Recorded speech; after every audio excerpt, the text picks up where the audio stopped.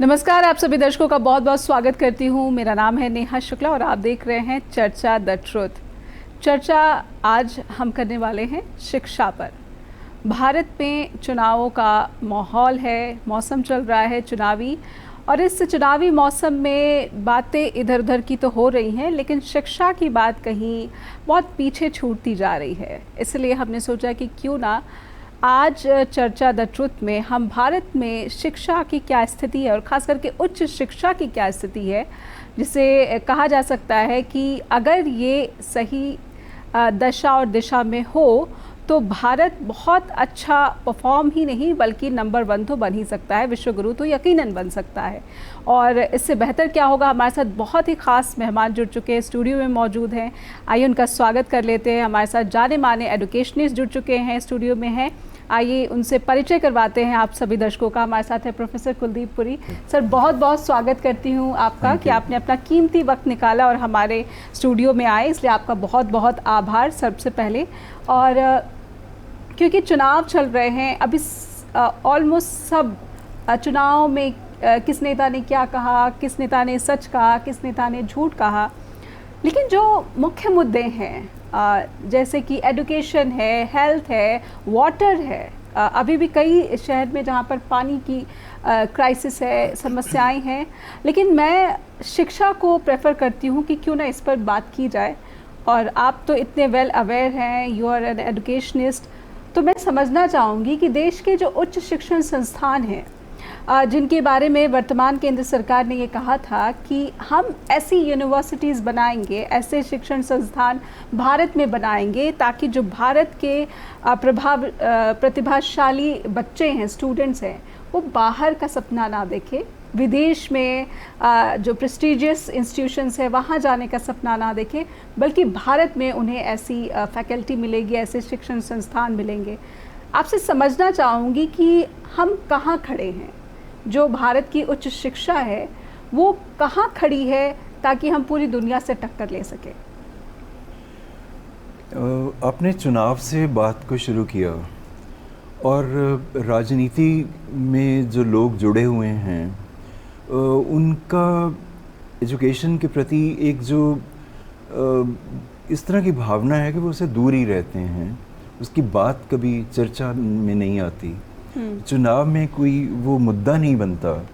इसके बारे में जो आपने बात कही ये बिल्कुल सही है। शायद नेताओं को कुछ इस तरह के मुद्दे चाहिए होते हैं जो भावनात्मक तौर पे लोगों को उत्तेजित कर दें। शिक्षा इस तरह का मुद्दा नहीं है, ये एक बड़ा गंभीर मसला है जो लोगों की और ख़ासकर नौजवानों की ज़िंदगियों से जुड़ा हुआ होता है। ये बहुत महत्वपूर्ण है और ये अफसोस की बात भी है कि जिन लोगों ने मुल्क की नियति को तय करना होता है उनके हिसाब किताब में शिक्षा बहुत पीछे छूट जाती है। बहरहाल ये शिकायत तो हमें उनसे रहेगी, तो आगे भी करते रहेंगे। और लेकिन आपने जो सवाल ये किया कि अब हमारी शिक्षा, उच्च शिक्षा कहाँ पे खड़ी है जी, असल में मैं उसको इस तरह से देखता हूँ कि हम संकट काल में हैं। हम बुरे तो नहीं थे। जो लोग ये कहते हैं कि हमने अब कुछ कर देना है शिक्षा में, अब हम ये कर देंगे, हम ये नहीं कर पाए थे, हम वो नहीं कर पाए थे, हमारी कमियां तो थीं, लेकिन हम इतने बुरे नहीं थे, इतने अक्षम नहीं थे। मतलब हमारे ही इंस्टीट्यूशंस ने आज़ादी के जो पहले 20, 30, 40 साल हैं उसमें इस तरह के लोग पैदा किए, इस तरह के संस्थाएं निर्मित हुई, उच्च शिक्षा की संस्थाएं निर्मित हुई, विज्ञान के साथ जुड़ी हुई संस्थाएं, विज्ञान शिक्षा के साथ जुड़ी हुई संस्थाएं निर्मित हुई, स्पेस साइंस के साथ जुड़ी हुई अपना संस्थाएं थीं, जिसको हम आज बहुत गर्व के साथ IITs, IIMs, यूनिवर्सिटीज़ इनका नाम लेते हैं। और वो गर्व करने की वाकई तो एक बात थी। और उन्होंने बहुत अच्छा काम किया। मुझे आज ये लगता है कि हमें ये सोचने की ज़रूरत है कि अगर हम जब साधनहीन थे तब तो हम इतने अच्छे इंस्टीट्यूशंस बना पाए, तो जब हमारे साधन बढ़ने शुरू हुए तो शिक्षा संस्थान नीचे गिरने के शुरू हो गए। इसका आकलन बहुत ज़रूरी है और ईमानदारी से आकलन ज़रूरी है। मुझे ये लगता है कि ये जो संकट है वो हम इस तरह से संस्थाओं को चलाया था हमने कि हमारे साधन कम थे, लेकिन हमारे पास जो भी था उसका बेहतर से बेहतर हमने इस्तेमाल किया। जी। शिक्षक थे तो उनका बेहतर से बेहतर इस्तेमाल हुआ। वो जितना भी वो बहुत कमाल के थे, लेकिन उनमें सीखने की जो इच्छा थी वो इतनी प्रबल थी कि वो कुछ भी करके अपने बच्चों के लिए बहुत कुछ करते थे। ये दौर कहाँ पे रुकता है? ये रुकता है जब हमारी ये जो आर्थिक नीतियाँ हैं ये बदलती हैं। जब हमने समाज के बारे में सोचना गौण हो गया और आर्थिकता के बारे में सोचना प्रथम हो गया। हम नई आर्थिक नीतियों में व्यापार, बाजार, कमाई, ये पहल इनको दे दी गई। तो जब हम बिजनेस में आ गए तो तब से एजुकेशनल इंस्टीट्यूशंस की जो रूपरेखा थी, उसकी जो स्पिरिट थी, उसमें भी तब्दीली तो आनी शुरू हुई। इसका मतलब आप कहना चाह रहे हैं कि शिक्षा का बाजारीकरण हुआ, जिससे कि शिक्षा की जो रूह है वो रूह जो है वो करप्ट हो गई, और इसीलिए जो मूल उद्देश्य था उससे हम भटक चुके हैं और इसीलिए इस संकट से गुजर रहे हैं। मैं यहाँ पे एक बात मैं आपको कहूँ, आपने जो बोला वो काफ़ी हद तक सही है, लेकिन यहाँ पे मैं एक बात कहना चाहता हूँ कि उद्देश्य एजुकेशन का, शिक्षा का उद्देश्य, कुछ एक तो ऐसे उद्देश्य होते हैं जो शाश्वत हैं जी, कि एक इंसान बनेगा, एक अच्छा सहृदय इंसान बनेगा, वो अपने लोगों के प्रति एक संवेदना रखेगा, वो ज्ञानवान भी होगा। और हमारे यहाँ पे जो शुरू में जो बात चली थी कि उसका एक वैज्ञानिक दृष्टिकोण होगा, वो चीज़ों को देखेगा, परखेगा, फिर इनोवेटिव होगा। इनोवेटिव तो हो ही जाएगा। तो लेकिन ये था कि जैसे जैसे समय बदलता था तो चुनौतियाँ भी बदलती हैं, तो उसके साथ साथ शिक्षा के उद्देश्य भी साथ साथ उसके बदलते हैं। समय की चाल के साथ अपना कदम मिलाते हुए वो उद्देश्य भी बदलते हैं, उनका रूप बदलता है जी। वो तो एक विकास होता ही रहता है, लेकिन जैसे मैंने बोला कुछ शाश्वत मूल्य भी होते हैं। लेकिन जब ये आर्थिक उदारीकरण हुआ, उसमें उसकी जो एक बात थी वो ये थी कि जो स्टेट है, मतलब जिसको हम सरकार कहें, उसका जो हिस्सेदारी और जो भूमिका थी, उनका ये संकल्पना थी कि सरकार की भूमिका कम से कम होगी और बाजार की भूमिका ज़्यादा से ज़्यादा होगी, प्राइवेट इन्वेस्टमेंट ज़्यादा से ज़्यादा होगी। तो एक समझ ये भी थी जो अब गलत साबित हुई 30-35 साल के बाद जी। अब उसको दोबारा सोचने की कोशिश दुनिया भर में हो रही। ये अकेला भारत में नहीं हुआ था, ये सारी दुनिया में हुआ था, राइट। तो उसमें क्या हुआ कि एक समझ थी कि बाजार, समाज की जितनी भी अव्यवस्थाएं हैं, या जिसको बोलें कि ना बराबरियां हैं, इनइक्वालिटीज़ हैं, राइट, उनको ये बाजार खुद ही सेटल कर देगा, तय कर देगा। बाजार में इतनी क्षमता है कि वो कर देगा। अब हुआ बिल्कुल इसके उलट।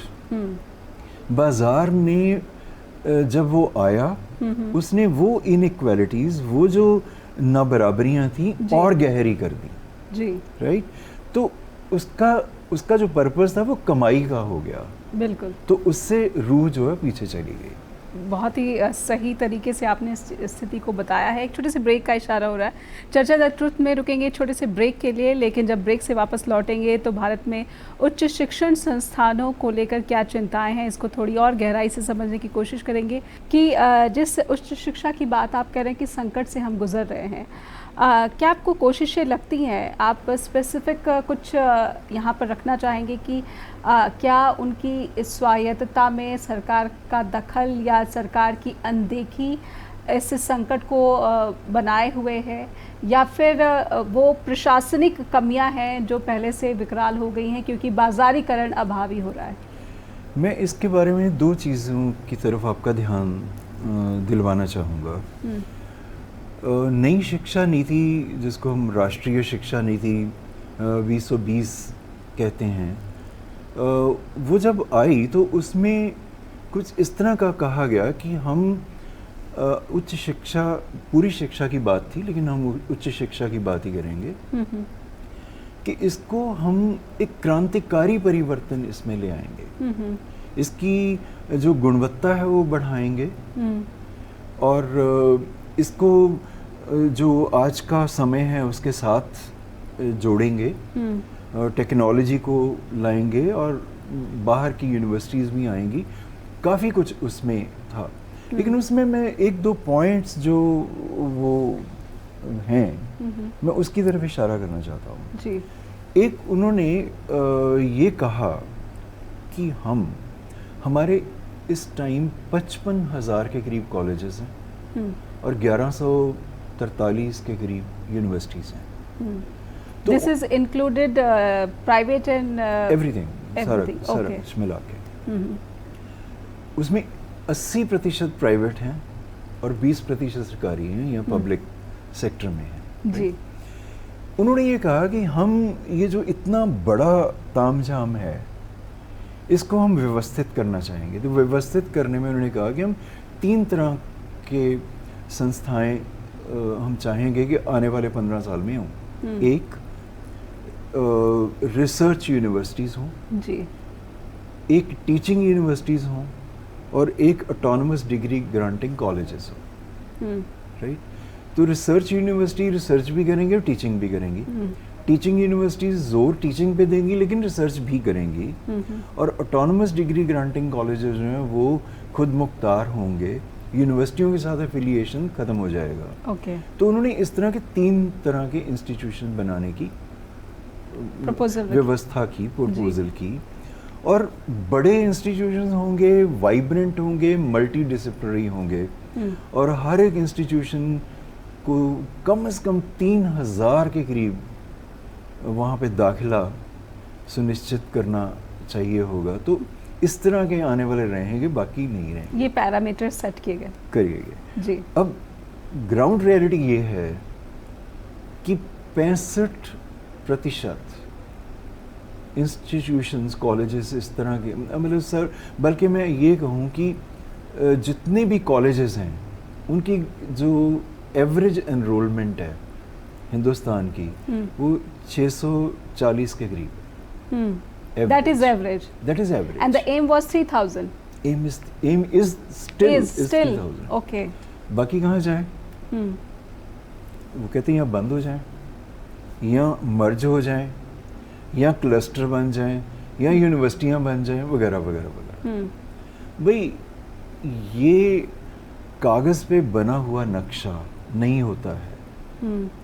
कॉलेज जहाँ पे खुले हैं वहाँ पे रिमोट एरियाज़ में खुले हैं। लड़कियाँ इसलिए पढ़ पाई कि वो उनके घरों के पास कॉलेज हो गए, ठीक है। तो आपने ये क्या सोच रहे हैं आप, राइट? मर्ज करेंगे, इसका मतलब कुछ बंद कर देंगे, इकट्ठे हो जाएंगे। तो जहाँ बंद हो जाएगा वो क्या करेगा? एक तो ये मतलब बड़ा अजीब सा हो गया, मतलब अभी इम्प्लीमेंट हुआ नहीं, हो जाएगा, लेकिन वो इस तरह का चाह रहे हैं। मतलब मैं आपको रोक रही हूँ। अभी कुछ दिन पहले मेरी हरियाणा के एक निजी स्कूल एसोसिएशन के प्रेसिडेंट नीसा उसका नाम है, उनसे बात हुई थी। He was saying the same thing कि स्कूल्स के साथ भी गवर्नमेंट यही करना चाहती है कि अगर प्रॉपर बिल्डिंग नहीं है, इंफ्रास्ट्रक्चर नहीं है, या स्टूडेंट कम है, टीचर का रेशियो वो नहीं है, उस पैरामीटर के दायरे में नहीं आता, तो उनको बंद कर दिया जाए। ये सेम चीज़ें स्कूल के साथ भी हो रही हैं जी। तो ये गवर्नमेंट किस तरीके से जस्टिफाई कर रही है कि आपके पैरामीटर, क्योंकि शिक्षा को तो सबको एक्सेस होना चाहिए। नहीं, उनका ये है राइट टू एजुकेशन। हाँ, उनका ये है कि वाइबल ही नहीं है जी, वो चलता ही नहीं है, खर्च बहुत है, बच्चे कम हैं इस तरह के इंस्टीट्यूशंस। लेकिन ये एक मुद्दा है जो विचारणीय मुद्दा है कि आप अगर वो स्कूल नहीं चल पा रहे हैं तो आप उनको बंद कर देंगे या उसकी कोई और व्यवस्था करेंगे। It is not only with the government schools but it is now with the private schools as well in Haryana. Private schools को गवर्नमेंट तो बंद नहीं कर सकती, वो तो खुद ही बंद करेंगे। प्राइवेट को तो वो हाथ नहीं लगा सकते ना। प्राइवेट तो वैसे ही बंद हो जाएगा जब उसका नहीं चलेगा, उसको तो मुनाफा चाहिए। तो अगर उसको स्टूडेंट नहीं आ रहे हैं, वहाँ नहीं चल रहा, वो उस एरिया में स्कूल खोलता ही नहीं, कॉलेज खोलता ही नहीं जहाँ पे उसको स्टूडेंट नहीं मिलेंगे। तो मैं अपनी बात पे फिर दोबारा exactly. आना चाह रहा हूँ जी। तो एक तो ये हो कि नंबर ऑफ इंस्टीट्यूशंस कम हो जाएगा। दूसरी तरफ उन्होंने कह दिया कि हम अभी जो हमारे बच्चे हैं ग्रॉस एनरोलमेंट रेशो वो 26% के करीब है जी। मतलब जितने बच्चे 18 से 23 साल की उम्र के हैं बच्चे जो कॉलेजेस में यूनिवर्सिटी में जाना है उसका 26% अभी जा रहे हैं। अब 27 हो गया इस साल जी। तो हम 50 तक ले जाएंगे। भाई आप वो तो 50 तक ले जाओगे, इंस्टीट्यूशन को कम कर दोगे, ये कैसे तालमेल बैठेगा। दूसरा जो पॉइंट मतलब वो उसकी डिटेल में हम नहीं जाएंगे अब। दूसरा उन्होंने ये बोला कि हम प्राइवेट जो सेवा भाव के साथ जुड़े हुए संस्थाएं हैं उनको कहेंगे कि आप आइए और हमारे साथ शामिल होइए और इंस्टीट्यूशंस खोलिए। तो वो तो पहले ही 80% तो प्राइवेट ही हैं। राइट। वो सेवा भाव से ही आए होंगे, ये मानना ही चाहिए। तो अब और किन को बुलाना चाह रहे हैं? It means कि they want complete privatization of educational system. मैं ये उनकी पॉलिसी में ये तो नहीं है कि हम कंप्लीट प्राइवेटाइजेशन चाहते हैं। लेकिन अगर 80% पहले ही निजी क्षेत्र में चल रहे हैं तो औरों को आह्वान किया गया है कि आप भी आ जाइए। राइट। तो हम क्या करेंगे बाद में, ये तो जाहिर ही है ना। अच्छा, अब उनको क्या बोला गया है, ये पॉलिसी में लिखा हुआ है कि आप आइए। पहली बात ये है कि वो ज़माना गया जब आप, मैं, कोई भी और सच में सेवा भाव से अगर इंस्टीट्यूशन खोलना चाहते, थोड़ा सा पैसा इकट्ठा किया और कर लिया, बना लिया। भाई अब आप अगर 3000 वाला कॉलेज चाहते हो, मल्टी डिसिप्लिनरी चाहते हो, बड़ा कॉलेज चाहते हो, वाइब्रेंट चाहते हो, तो मेरे और आपके पास तो इतना पैसा नहीं होगा। वो तो बड़े बिजनेसमैन के पास होगा, वो तो कॉर्पोरेट के पास होगा। तो हम ये क्यों नहीं कहते कि ये corporatisation of education, right. It is not a privatisation but corporatisation of education. ये इनडायरेक्टली इसका मतलब यही है। और उनको ये बोला गया है कि देखिए आप फी तय करने के वक्त ध्यान रखिएगा स्टूडेंट्स की जेब का जी, पर आपने आपकी जो लागत है उसको भी पूरा कर लीजिएगा, ये भी छोट है। अब मेरे को ये बताइए कि ये दोनों चीज़ें कैसे हो सकती हैं? ठीक है, मतलब इसका कहने का मतलब ये है कि उनको फ़ी की छूट है, वहाँ पे फ़ी बढ़ेगी। राइट। तो जब ये होगा तो एक्सेस फिर कम होगी। जो तीसरी बात मैं आपको कहना चाहता मैं इस था। तीसरी जी। बात पर आऊँ, इससे पहले एक छोटा सा ब्रेक यहाँ पर लेना पड़ेगा। चर्चा द ट्रुथ में हम सच जानने की कोशिश लगातार जारी रखेंगे, लेकिन एक छोटे से ब्रेक के लिए रुकेंगे और ब्रेक से जब लौटेंगे वापस तो तीसरी बात क्या प्रोफेसर कुलदीप पुरी हमारे सामने रखना चाहते हैं, जो कि भारत की उच्च शिक्षा के लिए लोगों तक ये जानकारी पहुँचना बहुत ज़रूरी है, जो चाहते हैं कि भारत की जो उच्च शिक्षा जो संकट से गुजर रही है अकॉर्डिंग टू हिम, उसके लिए, उसके सुधार के लिए या फिर उसकी समस्या कहाँ है उसको समझने के लिए बहुत ज़रूरी है। स्टूडियो में मौजूद हैं, समझते हैं वो तीसरी जो बात आप रखना चाहते थे। वो मैं ये कहना चाह रहा था कि अब लेते हैं हम सरकारी जो पब्लिक सेक्टर में इंस्टीट्यूशंस हैं। अब हुआ ये है कि गवर्नमेंट्स ने पब्लिक इंस्टीट्यूशंस को जो सहायता मिलती थी, वित्तीय उनको अनुदान और सहायता, फंड्स जो मिलते थे, उसमें धीरे धीरे कमी करनी शुरू कर दी है। तो उनको ये बोला है कि आप खुद से अपने रिसोर्सेज जनरेट करिए, सेल्फ सस्टेनेबल बॉडी बनाइए। जी। तो ऐसा है कि वो कोई मतलब उपज पैदा करने वाले कारखाने तो हैं नहीं, वो तो शिक्षा देने वाले हैं, संस्थाएं हैं। तो वो किन के ऊपर बोझ पड़ेगा? स्टूडेंट्स के ऊपर बोझ पड़ेगा। कहाँ पे कटौती होगी? टीचर्स के ऊपर कटौती होगी। तो अब उसका नतीजा ये हुआ है कि जितनी पब्लिक इंस्टीट्यूशंस हैं वो थोड़ा नीचे जा रही हैं, वो सरवाइव करना मुश्किल हो गया है। अब सरकारी कॉलेजेस की बात कर लें, मैं पंजाब की एक एग्जांपल देना चाहता हूँ जी। आप यकीन करेंगे कि पिछले 15-20 साल से बल्कि ज़्यादा ही हो गए होंगे, कोई परमानेंट अपॉइंटमेंट वहाँ पे नहीं हुई है। एड हॉक गेस्ट फैकल्टी इसके साथ चल रहा है। It is since 15 to 20 years, इससे भी ज़्यादा, राइट। तो अभी पीछे एक रिपोर्ट आई कंट्रोलर अकाउंटेंट जनरल की, 2022 की रिपोर्ट है वो। उसमें पंजाब के कॉलेजेस का उन्होंने एक तो ये हाल बयान किया कि ज़्यादा, जितनी भी उन्होंने देखा कि ज़्यादा से ज़्यादा फैकल्टी जो है वो गेस्ट फैकल्टी है, एड हॉक है, और परमानेंट फैकल्टी नहीं है, बहुत कम हो गई है। जो रिटायर होता जा रहा है वो ख़त्म होता जा रहा है।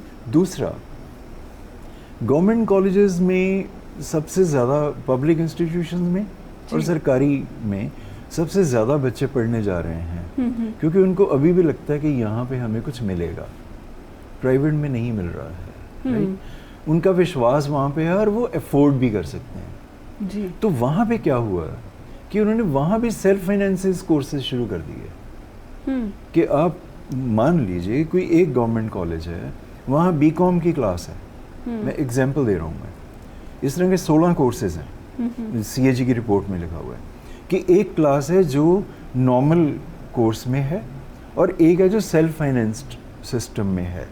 दोनों की फीस अलग है। एक बच्चा जो नॉर्मल में पढ़ रहा है वो कम फीस दे रहा है, और जो सेल्फ फाइनेंस्ड वाली क्लास में साथ में ही पढ़ रहा है तो वो ज़्यादा फीस दे रहा है, ठीक है। और वो जो फ़र्क है 23,000 से लेके 47,000 तक रेंज है उसकी, ये गवर्नमेंट कॉलेजेस का हाल है, राइट।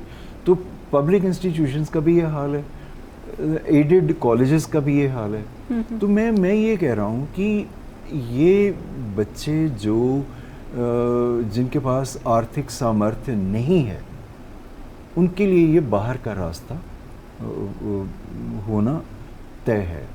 ये कुछ मसले हैं। और जो मैं आखिरी जो इसके साथ जोड़ना चाह रहा था जी, जो हमारे साथ हुआ है वो ये हुआ है कि शिक्षा, सोचना समझना, खुल के अपनी राय पेश करना, बिना किसी खौफ चर्चा करना, ये यूनिवर्सिटीज़ और कॉलेजेस की रीढ़ की हड्डी होती है जी। अगर ये वहाँ नहीं है तो वो कुछ नहीं है। तो हमने वो सारे जो दरवाजे हैं, वो जो सारी संभावनाएं हैं, उनको क्षीण से क्षीण कर दिया है। अब सवाल नहीं किया। Are you talking about JNU? Not only JNU, JNU तो हो ही गया ना, वो तो तबाह, उन्होंने जो करना था वो तो जैसा भी है ठीक है। अभी है, कभी कभी आवाज़ उठती है, लेकिन जेएनयू की मैं बात अगर ना करूँ, ये हर एक जगह हो गया। अब मतलब इस तरह का हो गया है कि स्टूडेंट्स को भी ये समझ लगी कि यार आप ना मतलब सवाल ज़बूल करने के यहाँ पूछने की ज़रूरत नहीं होती है, अपना कोर्स याद करो, एग्ज़ाम पास करो और बाहर निकलो। मतलब मैं ये नहीं कह रहा हूँ कि वहाँ पे जो सवाल उठाने की जो आदत थी, जो खौफ है सवाल उठाने का, उसने इतना असर कर दिया है नेहा जी कि बच्चा अपने सब्जेक्ट के साथ जुड़े हुए सवाल भी नहीं पूछता।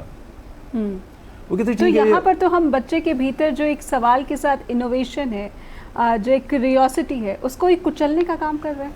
मतलब वो तो कुदरती बात है। फिर तो हम एक गुलाम बनाने की कोशिश कर रहे हैं। गुलाम के ऊपर मुझे याद आया कि अब टेक्नोलॉजी का बहुत ज़ोर आ गया है, और एक उर्सुला फ्रैंकलिन, एक स्पेस साइंटिस्ट हुई हैं वहाँ कनाडा में, और उन्होंने एक बड़ी अच्छे लेक्चर्स दिए थे, the real world of technology. तो उन्होंने उसमें एक बात कही थी कि जो टेक्नोलॉजी है ये कंप्लायंट सोसाइटी बनाने का एक प्रोजेक्ट है, आज्ञा पालक समाज, कि आप जो कहें सही। सो टेक्नोलॉजी आपको सोचने समझने के लिए कहती भी नहीं कि छोड़ो, हमने सारे फैसले तो हमने कर दिए ना, सारे सवालों के जवाब तो हमारे पास हैं ना जी। अब एक कंप्यूटर है, एक मशीन है, हमें ऐसे लगता है कि सब कुछ तो टेक्नोलॉजी ने कर देना, हमें तो कुछ करना ही नहीं। तो ये जो मानसिकता है, ये जो सवाल उठाने की जो ज़मीन सिमटती जा रही है, ये एक बहुत बड़ा संकट है। ये राजनीतिक कारण भी इसके हैं, सामाजिक भी हैं। अच्छा, एक ना लोगों में भी ये आ जाती है आराम परस्ती, छोड़ो यार सवाल करेंगे मुश्किल में आएंगे, फिर आगे और देखेंगे, ठीक है चलता है। तो लेकिन ये जो चलता है वाली चीज़ है, इसने शिक्षा की जो मूल भावना है उसके ऊपर आघात किया है। बट आपकी बातों से मुझे वो दौर याद आ रहा है। भारत एक ऐसा देश जिसने बहुत ही संघर्ष के साथ आज़ादी हासिल की थी, और ये आज़ादी जिस कीमत पर हासिल हुई है, और हम फिर से एक गुलामी प्रथा की ओर बढ़ते जा रहे हैं। खास करके उच्च शिक्षण संस्थानों का जो हाल आपने बयां किया है, बहुत ही चिंता होती है कि अगले कुछ वर्षों में दोबारा से भारत, जो कि दुनिया का सबसे ज़्यादा पॉपुलेशन वाला देश है, क्या ऐसे ही हम अपनी पीढ़ी को ऐसा समाज देने जा रहे हैं जिसकी सोचने समझने सवाल करने की जो क्षमता है वो क्षीण होती जा रही है। और उसमें उच्च शिक्षण संस्थानों में जो लोग ऐसे जुड़े हुए हैं जो चाहते हैं कि इसको बचाया जा सके, उन लोगों की भूमिका को आप किस तरह से देख पा रहे हैं? मुझे लगता है कि यहाँ पे उम्मीद का दामन तो छोड़ना नहीं चाहिए जी। मतलब विकट से विकट दौर भी आए हैं, तो उनमें से भी तो निकला ही है समाज, तो अब भी यहाँ से भी निकलेंगे जी। मतलब ये आवाज़ें तो उठती हैं यूनिवर्सिटियों में। अगर मैं ये कहूँ कि यूनिवर्सिटियों में, कॉलेजेस में, समाज में पूरी तरह से ज़ुबान बंदी या सवाल तो उठने बंद नहीं हुए हैं। कोशिश है कि ना उठें, लेकिन मुझे ऐसा नहीं लगता कि ये ऐसा हो जाएगा। इस वक्त मुश्किल है, लेकिन मुझे उम्मीद है कि नहीं, ये तो शायद हमारे साथ ना हो, हम शायद उभर आएंगे, फिर वो एक वाइब्रेंट जो इंस्टीट्यूशंस हैं वो बनेंगे। क्योंकि मुझे लगता है कि आप ना जो नवयुवकों की जो क्षमता है, जो उनकी एनर्जी है, उसको आप ना कम भी तो नहीं आंक सकते। राइट। तो हमें ऐसे लगता होगा एक कोने में बैठ के कि शायद सब कुछ तबाह हो गया है। हो सकता है कि कहीं वो दिया जलता हो जिसकी हमें खबर ना होती हो, लेकिन वो होगा तो ज़रूर। बिल्कुल। एक छोटे से ब्रेक के लिए कहा जा रहा है, इसी नोट पर एक ब्रेक लेंगे ब्रेक के बाद जब लौटेंगे तो समझेंगे कि कुछ उन शहरों में जहाँ पर उच्च शिक्षा के नाम पर बहुत कारोबार हो रहा है और कोचिंग सेंटर्स इतनी संख्या में हैं जहाँ पर पेरेंट्स चाहते हैं कि उनका बच्चा जाए, लेकिन वो किस हालात में वहाँ रहकर पढ़ाई करता है और उससे निकल कर आती है आत्महत्याओं की समस्याएं। इस पर समझेंगे। आई एम अ जर्नलिस्ट, मुझे ऐसी खबरें देखने सुनने को मिल जाती हैं, राजस्थान का कोटा हो या फिर महाराष्ट्र के कुछ ऐसे जगह हैं, नागपुर हैं, जहाँ पे बहुत ही बड़ी तादाद में इंजीनियरिंग कॉलेजेस हैं। वहाँ पर स्टूडेंट अलग अलग हिस्सों से पहुँचते हैं, दूर दराज के स्टूडेंट्स जो है वहाँ पर पहुँचते दाखिला लेते हैं। फिर समस्या आती है आत्महत्याओं की, फेल्योर की। क्या एज अ नेशन हम इस बड़ी सीरियस ट्रेजेडी को सही तरीके से अब भी टैकल कर पाए हैं, ताकि जो वो मासूम जाने हैं ये किसी तरह के प्रेशर कुकर में जो पकाई जा रही हैं, किसी रेस के लिए तैयार की जा रही हैं, उनको उससे निकाला जा सके? ये तो बहुत ही दुखद है कि वो रुक नहीं रही हैं चीज़ें। दरअसल पिछले कुछ अपने सालों से नहीं बल्कि डिकेड्स ही कहना चाहिए, ये जो कोचिंग का कारोबार चला है, इसकी जो बुनियाद हम यहाँ देखते हैं कि हमने अपनी एजुकेशन शिक्षा व्यवस्था अपने स्कूलों के ऊपर विश्वास करना बंद कर दिया। हमने उसको बेहतर तो नहीं किया, हमने उसको जिस एक मतलब सुखद अच्छे शैक्षणिक वातावरण में बच्चे ने अपनी शिक्षा प्राप्त करके आगे ज्ञान प्राप्त करके आगे चलना था, वो तो हम उससे निश्चित नहीं कर पाए। तो उसका बदल व्यापार में से निकला है कोचिंग सेंटर जी। तो वो पहले थोड़े थे, अब वो बहुत ज़्यादा बड़ा रैकेट बन गया हुआ है। वो अरबों करोड़ों अरबों का वो बिजनेस है। तो वो बंद इसलिए नहीं हो रहा है कि पता नहीं न जाने उनके क्या क्या उनका कितना उनका कनेक्शन है, कितना उनका विस्तार हुआ है। और ये तो तय होगी बात ये कि अब स्कूलों में स्कूल +2 के स्कूल हैं, +2 में बच्चे अब एक नया हमने देखा डमी एडमिशन। राइट। एडमिशन वहाँ कॉलेज स्कूल में होती है, पढ़ता किसी कोचिंग सेंटर में। यहाँ तक हो गया कि बच्चे अभी 6ठी क्लास में होते हैं, स्कूलों ने माँ बाप को ये कह के कि आपके बच्चे को 6ठी से हम IIT की ट्रेनिंग देनी शुरू कर देंगे, और कोचिंग सेंटर के साथ एक संबंध बना लिया और उसकी भी फीस उनसे लेनी शुरू कर दी। इस तरह के भी कुछ इंस्टेंसेस, ज़्यादा नहीं है, हुए। It is started. मिल रहे। अब मुझे हैरानी हुई कि 6ठी क्लास का बच्चा वो किस तरह की तैयारी करेगा। मतलब हमने एक जो नेचुरल कोर्स ऑफ एजुकेशन था, जो बच्चे के विकास के साथ प्रफुल्लित होना था, उसको हमने उसको दबा दिया और ये एक मसनूई आर्टिफिशियल ट्रेनिंग दे के एडमिशन का एक दौर शुरू कर लिया। अब जहाँ पे ये बिजनेस का मामला तो है ही, लेकिन समाज में भी एक इस तरह का रोग पैदा हो गया। कंपटीशन, मेरा बच्चा, उसका बच्चा, वो वहाँ चला गया, वहाँ नहीं चला गया। माँ बाप ने कंपटीशन करना शुरू कर दिया, बच्चों की ज़िंदगी तबाह कर दी है। और अब वो बाहर निकल रही है कि बच्चा चाहता ही नहीं इंजीनियरिंग करना। वो अब उनको लगता है कि सिर्फ रास्ते ही दो हैं, एक नीट है, एक IIT है, तीसरा तो कोई रास्ता ही नहीं है। लेकिन ये एक बहुत आर्टिफिशियल गलत एक तरीका है जिससे जितनी जल्दी मुड़ा जाए वापस उतनी जल्दी ठीक होगा। जो एक तो वो प्रेशर, वो नहीं कोप नहीं कर पाते। जहाँ पे वो जाते हैं वहाँ के हालात देखे हैं, वो तो ऐसा है कि जैसे वो बच्चे कैद में हैं। तो आप 15-15 घंटे उनसे काम करवाते हैं, और वो 15 साल का 16 साल का बच्चा है, घर से बाहर है, वो अमानवीय है। वो शिक्षा के नाम पे भी एक जिसको बोलते हैं जुल्म, क्रूएलिटी उनके ऊपर है।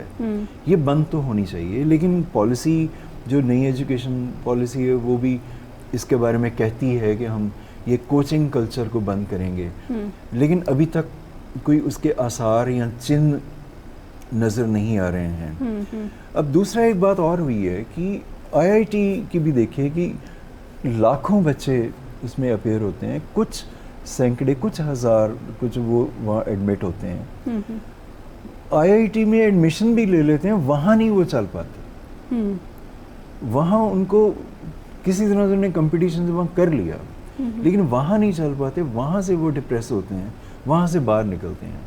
वहाँ से भी इस तरह की खबरें आई हैं। तो मुझे ये लगता है कि ये हमारी शिक्षा का बहुत एक विकृत रूप है, जिसको समाज ने, माँ बाप ने अपने बच्चों की खातिर सोचना है कि मत करो ऐसे। एक जगह पे मैं अभी हमारे दोस्त हैं, तो मुझे बड़ी खुशी हुई कि उनकी बच्ची ने 10वीं क्लास का एग्ज़ाम दिया हुआ है। तो मैंने कहा आप अपनी बच्ची को क्या करवाएंगे, और दोनों हस्बैंड वाइफ कोचिंग सेंटर में कोच करते हैं। तो आप क्या सब्जेक्ट लेके देंगे? तो मुझे ये लगता था कि वो कहेंगे कि नीट की तैयारी करवाएंगे या इंजीनियरिंग। कहते नहीं, हम अपनी बच्ची को आर्ट्स के सब्जेक्ट्स लेके दे रहे हैं। तो मुझे तो बड़ी खुशी हुई कि मैंने कहा आपने ये ठीक सोच लिया। कैसे सोच लिया? कहते हमारी बच्ची का मन है कि मैंने ये नहीं करना। तो मुझे लगता है एक तो उधर से पेरेंट्स को भी और इन सभी को सोचने की ज़रूरत है। दूसरा, मैं जैसे हम पहले बात कर रहे थे कि एक ना हमें पता नहीं किस चीज़ ने पकड़ लिया है कि बस हमने ना टॉप पे जाना है। ये जो न्यू लिबरल इकोनॉमी है ना, बिजनेस, टॉप, लीडरशिप, भाई कितने लोग लीडर बनेंगे यार? मतलब एक 100 की क्लास है, 100 को ही उस पॉइंट पे ले आओगे आप जी। भाई एक नेचुरल प्रोसेस होती है। अब हम या तो परवाह करते हैं जो बिल्कुल टॉप के हैं, तो बाकी जो है ना उनका हम ध्यान नहीं करते। अमर्त्य सेन ने अपने एक ऐसे में यही बोला था कि हम वो देश हैं जो टॉप के स्टूडेंट्स का तो ध्यान करते हैं, तो बाकियों को हम इग्नोर कर देते हैं। तो ये तो हम अपने नुकसान पे ऊपर खुद ही अपने पैर पे कुल्हाड़ी मार रहे हैं। और मैं कल ही एक सीन था जो बिल्कुल ही ऑपोजिट था, और वो आपके दिल को बहुत मतलब तंग करता है कि एक तरफ तो आईआईटी की एडमिशन का मेन जेईई का रिजल्ट निकला, और आपके पास लिस्ट है कि टॉपर्स इतने आ गए, और कोचिंग वालों ने पूरे के पूरे 4-4 पेज अखबार के दिए हुए हैं, और कोई नहीं पढ़ा उसका भी वहाँ फोटो है कि हमारे पास ही था ये। एक तो ये बिजनेस है जी। और दूसरी तरफ उसी अखबार में तेलंगाना के इंटरमीडिएट बोर्ड का रिज़ल्ट कल निकलता है इंटरमीडिएट का, तो 11वीं 12वीं उसको वो कहते हैं वहाँ पे इंटरमीडिएट 1 और 2। तो उसके 7 बच्चों ने सुइसाइड कमिट कर लिया, एक लड़का और 7 लड़कियाँ, और किसी ने कुएं में छाल लगाई, कोई फंदा लेके, या किसी भी तरह। सारे बच्चे 16-17 साल के। और रीज़न ये कि कोई फर्स्ट ईयर में 2-4 पेपर्स में फ़ेल हो गया था, कोई अब फेल हो गया था। तो इतनी नमोशी और इतनी उनको मतलब डिप्रेशन में वो चले गए कि उन्होंने जान ही ले ली अपनी। मतलब जब कोई जान लेता है। एक सवाल, क्योंकि समय बहुत ही लिमिटेड है, मैं समझना चाहती हूँ कि as a nation are we failed to look after these kids, जो कि एवरेज किड है, जो टॉपर नहीं बन पाया है, क्योंकि सबका IQ लेवल एक जैसा नहीं होता है। तो वुड यू से दिस कि येस वी आर फेल्ड, या are we doing something to improve this situation? मुझे लगता है कि हम उसको इग्नोर कर रहे हैं। छोटी सी बात मैं एक बता देता हूँ। समय अमर्त्य सेन की ही बात है कि वो उन्होंने अपनी ऑटोबायोग्राफी में लिखा है, home in the world book का नाम है। कहते मैं ढाका के एक बहुत ही टॉप क्लास के स्कूल में मुझे एडमिट करवा दिया गया, ग्रेगरी स्कूल ये वगैरह वगैरह वगैरह। तो मैं ना बहुत ही घबराता था वहाँ पे, मेरा दिल नहीं लगता था, वो बहुत डिसिप्लिन था, ये था वो था। तो मेरे फादर, उनको कलकत्ता शांति निकेतन में आना था, तो मेरी जान छूट गई उस स्कूल से। तो जब मुझे नोबेल प्राइज़ मिला तो उस स्कूल ने मुझे बुलाया, तो मैं वहाँ गया ढाका में।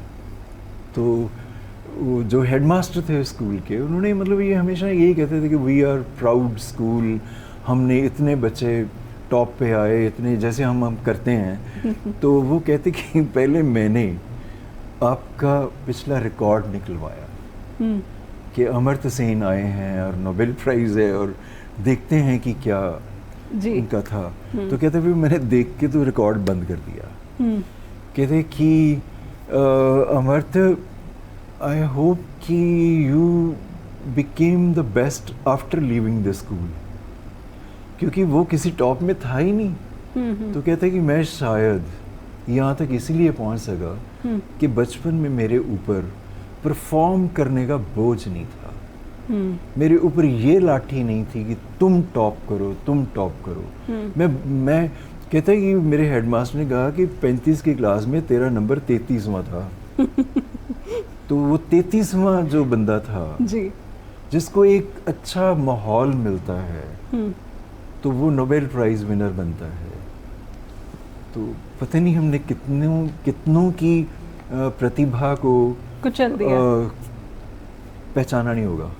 जी, बहुत बहुत धन्यवाद करना चाहूँगी। शिक्षा एक ऐसा टॉपिक है, विषय है जिस पर घंटों बातचीत हो सकती है, और भारत के स्टूडेंट्स जिनकी कैपेबिलिटी, जिनकी स्किल्स की दुनिया जो है बहुत तारीफ़ करती है, और उनके किस्से चर्चे होते हैं। ऑलमोस्ट आज की वर्तमान में जितनी भी बड़ी बड़ी टेक कंपनियां हैं, कोई भी टेक्नोलॉजी या फिर मैन्युफैक्चरिंग मल्टीनेशनल कंपनीज़ है, उसके सीईओ वर्तमान में भारतीय ही हैं। इसमें कोई दो राय नहीं है कि स्किल्स और कैपेबिलिटी में इंडियंस का कोई मुकाबला नहीं है, लेकिन हाँ, उनको तराशा जिस तरीके से जा रहा है उसमें बहुत बड़ी परेशानियां हैं।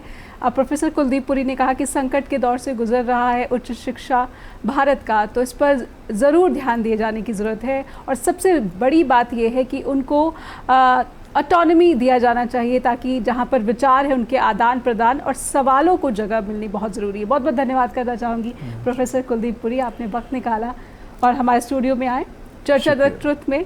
जी शुक्रिया बहुत बहुत आपका।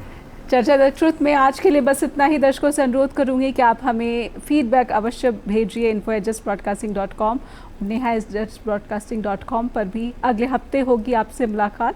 धन्यवाद।